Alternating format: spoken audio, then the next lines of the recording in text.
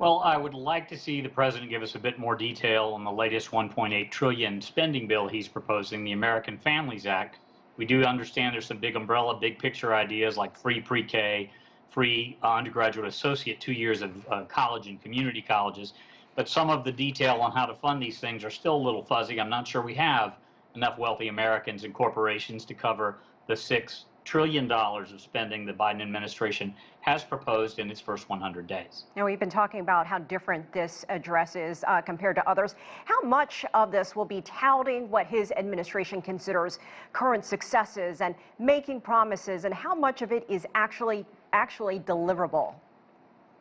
Well, I think the president has done an admirable job following on the prior administration of not only getting Operation Warp Speed going, but significantly increasing the number of Americans who have access to vaccine, expanding it to 16 into the 80s, and basically having almost 150 million Americans, roughly 50% of the eligible population, already vaccinated at this point, at least one dose. So they do have some things that they've accomplished in addition to the $2 trillion spending bill for aid and COVID relief. But on the other front, what they want to do will basically require them continuing to use the process of budgeting that basically is reconciliation versus actually a true budget, instead of 60 votes in the Senate going for 51. And although I don't know too many Americans that don't like free money, at some point we have to pay for those things, and that's where you start to see Republicans and Democrats have differences. As was referenced by your prior interview, there's only going to be 200 people in that room tonight versus the usual 1,600 for the State of the Union when you throw in the audience in the gallery. So the reaction from the room is also just going to be a lot quieter. Instead of 9 Supreme Court justices, there'll be 1. Not even the majority leaders in both parties in toto are going to be present due to social distancing guidelines and enhanced security procedures at the Capitol, still in place since the attacks of January the 6th. Look, this is a big domestic address, but what do you think we can expect to hear when it comes to foreign policy issues, especially when it comes to China?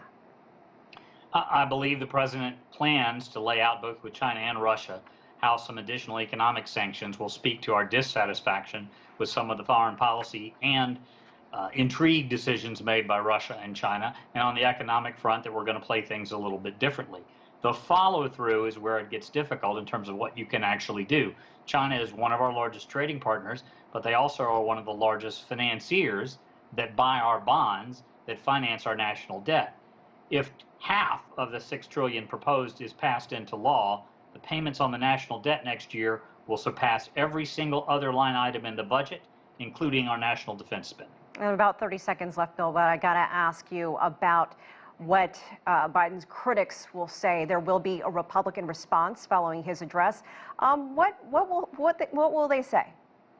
I think Senator Tim Scott of South Carolina, the only black Republican in the Senate, will point out the president ran as a moderate, talked a lot about meeting in the middle, and we haven't seen much of that so far. Most every major agenda item of the Biden administration has been passed by 1 vote in the Senate and 4 votes in the House, all Democrats.